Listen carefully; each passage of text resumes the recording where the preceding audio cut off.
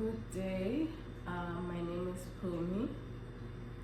I'm a nurse recently relocated in Saudi Arabia from South Africa. So, okay, now that that's out of the way, I'm going to talk about application process for Saudi Arabia. Okay, for anyone who might or might not, want to relocate. So, basically,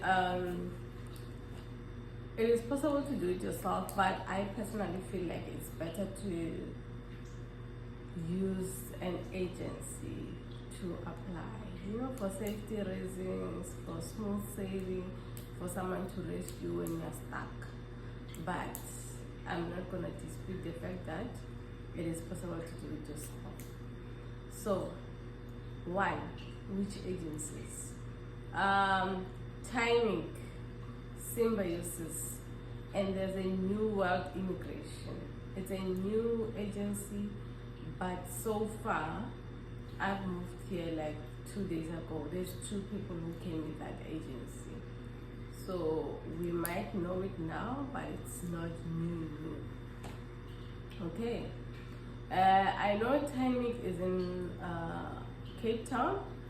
Symbiosis is in Joburg. You can just Google for the exact address. Alright. So what do you need for you to apply to relocate to Saudi Arabia? One, passport. You cannot leave the country without your passport. Let's start there. 2, you need a transcript. That is very important. Without these 2, sometimes you just have your CV and just keep it there and not take it to the hospitals, because you need those 2 for your CV to be taken to hospitals so that they can have a look at them. Because usually what happens is the hospital will approach agencies that, we have so and so shortage, we need employees in such positions, and the agency will take CVs and take them over there. That's why you shouldn't wait for the post to be available. If you have a CV and it's ready and you want to apply, just do that. You have your transcript and you have your passport. Apply. And if you are applying for those 2, you can still send your CV, okay? But I don't know, it's better to do it when you are done with everything. I feel it's quicker, but you know what? Anything works, because even I apply without my transcript, but I can tell you nothing happened during that time when they were waiting for my transcript. Okay, so where do you apply for your transcript? You can go to your college and you can go to SANC. I went to SANC. They will tell you 6 weeks, but mine took like forever. So if your college is not giving you problems, I would advise you to go to your college, because SANC, but I don't know, I might have bad luck, I don't know, because there are people who got it in SANC in time, but I think I even had to go 3 times to SANC to inquire about my transcript, and I don't know how many emails I sent to SANC. I don't know how many emails I sent to them, so it's to their own, okay? And there are private institutions, you will pay for your transcript. And I asked someone who's here as well. It's a guy I was working with in South Africa, same unit. He said he did not have to pay for his transcript at his college, but he said they told him if he wants transcript again, let's say he loses that transcript and he wants to apply again, for instance, then he will have to pay. Okay, but chances are it will never be as much as a private institution. But if you want to come, you will have to spend. And I think passport is 600. I don't know. I had my passport sometime a while back, so I'm not sure how much is it now. Moving on. Okay, I spoke about passport and transport. Excuse me, I'll be looking here because I'm trying not to miss any point. Okay. UK. Another thing that you should prepare once you inquire about moving to the Middle East is have your certificate of employment, at least 2 of previous employment. You can have for current and 1 previous. If you're working currently, try to get 2 of previous employment. These things they also help, with the process. And also reference letter. They are so big on reference letter. Believe you me, they're gonna want that reference letter. And on your reference letter, do not lie. Do not ask Pumi, who worked for you 10 years ago, to write a reference letter for 2 years back. Why am I saying that? They want the reference letter with the hospital emblem. If you're saying, I'm gonna make an example, like now I was working in Netcare. That reference letter, they wanted to have that Netcare emblem. And I'm not sure about other institutions, but in Netcare, that letterhead of Netcare, you get it at HR. And in my case, it's not just HR. Like your unit manager must send an email to HR to say this person needs this and that. Okay, so even my unit manager couldn't do it. She referred me to HR. So it differs with institutions. So that place that you left, you must get 1 person who can do that for you. All right, and if it's have 2. 1, yeah, maybe you might be able to push with 1, but sometimes, you know what, it depends on who you find, where you're going, which hospital, what are the requirements, how strict they are. So if you can get 2 certificates of employment, your current one will say, okay, Pumi was employed on the 1st of July 2021 till current, if you are still working there, till current. And your previous one, obviously, employed from this time until that time, just like you write in the CV, right? Okay.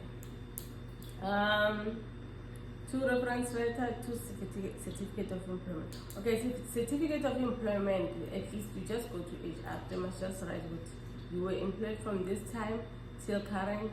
You were employed from this time until that time. Okay, and some institutions, they do give that as standard. Like once you leave the place, they give it to you as standard. So I'm not sure where you're from, but if you lost it, go back and get it. If you have it, kudos to you.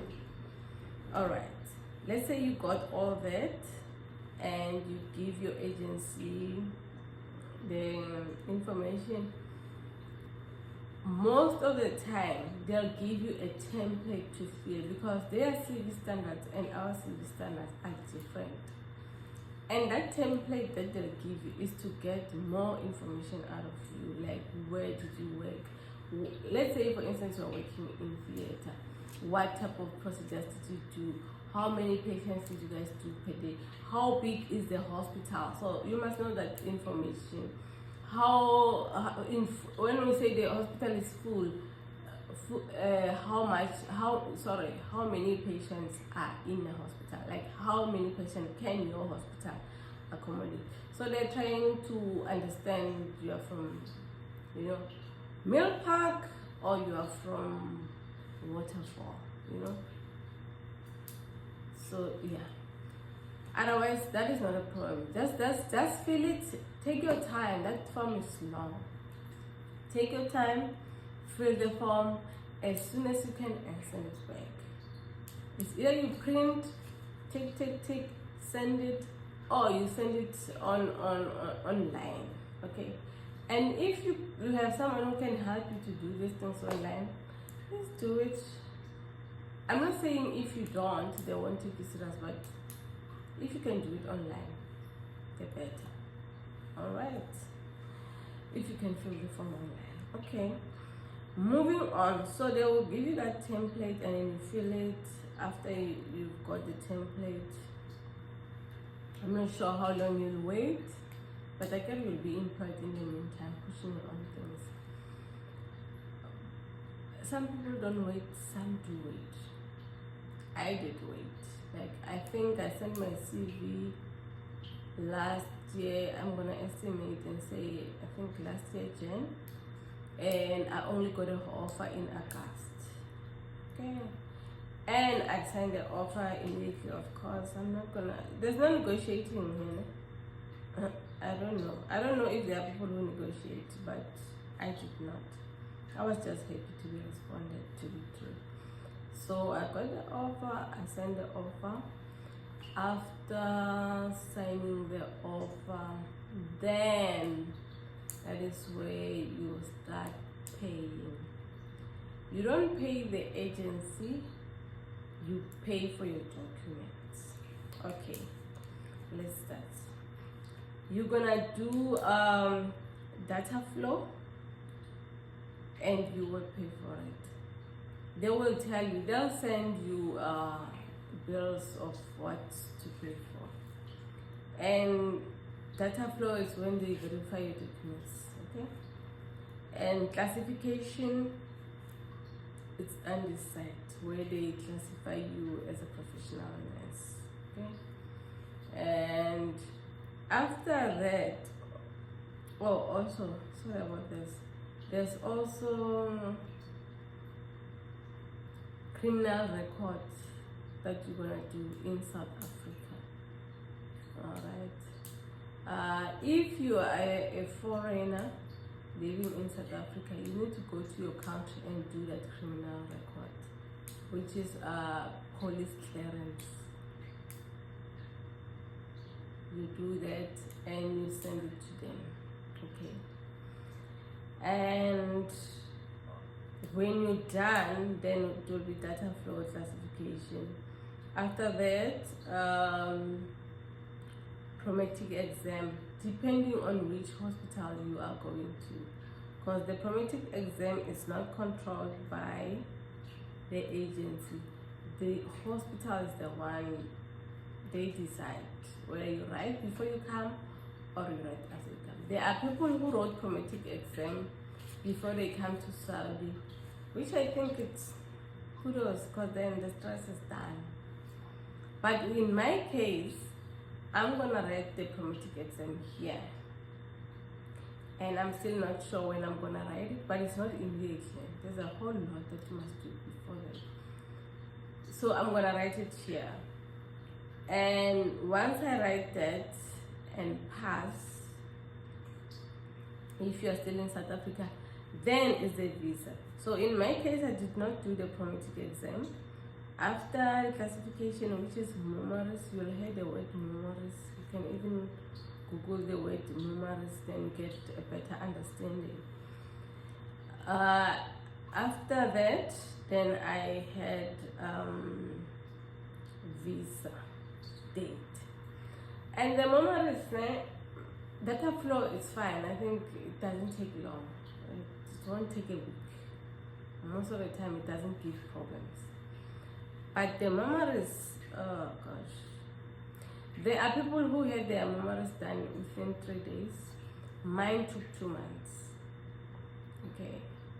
So this process teaches you patience, and if you don't have patience, you won't even make it in Saudi. Believe you me, I'm here. So patience is key. Alright. It's gonna happen eventually. Just patience, okay? and you communicate with your agency throughout. All right. And with numerous people were logging in, I didn't log in. The agency was doing it for me. So some were logging in themselves, or the agency shows them how to log in and things like that. So it depends on where you are, where you want to be. If you want to be involved, fine. If you want the agency to take over, it's also fine. It's entirely up to you. Okay, so we spoke about promoting the exam, and then after the memoirs, then I had my visa date. Okay, the visa as well, you know, once they say you have a visa date, like for instance, okay, Pumi, great, memoirs is out, your classification is done, now you have a visa date on so and so date. Once you are at that stage, just know you are done. You are done. And the visa, if everything goes well, it takes 3 to 5 working days. Okay, 3 to 5 working days. And in my case, I had to do the visa twice. So like I'm saying, patience. And for visa, that's the only amount I remember. I paid 1,400 for the visa. The rest, I'm really not sure. I will make a video about the cost and whatnot and whatnot. But yeah, it's a bit costly, but it's worth it at the end. I mean, you are investing in your future. Okay, after the visa, okay, oh gosh. See, that's why I need to write everything down. I forgot to write something, and it's also very important. After you get an offer, you will be asked to do blood tests. Okay, there's a whole list. If you're interested in knowing that list, write in the comments, and I will, let you know. It's a whole list, so you must disclose before you that if you have any chronic diseases. And the form that I was talking about, that you'll be filling those forms, one of them talks about your health. Like it asks you, do you have this, do you have that, do you have this, do you have that. All the systems still ask you about that. Okay, fine. We were at the visa. After the visa is out, you will wait for your ticket, because the company that hires you buys you a flying ticket to come this side. And so once they have a visa date, they will advise you to resign and serve your notice. And sometimes there's no time for you to serve the notice. They will say, I'll make an example. They will say, but today is the 4th, ne? I hope it is the 4th. They will say, let's say today is the 4th. They will say on the 8th you have a visa appointment. Then you have your visa appointment. Takes 2 to 3 days, ne? And say your visa was on the 8th. On the 12th, your visa is out. And they will be like, on the 16th, you are flying. Or on the 20th. I'm just making an example that sometimes there's no time to serve notice. So hopefully you have a good communication with your employer.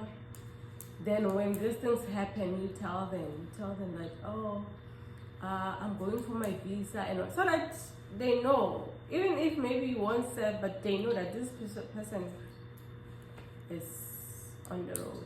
But if you don't have a good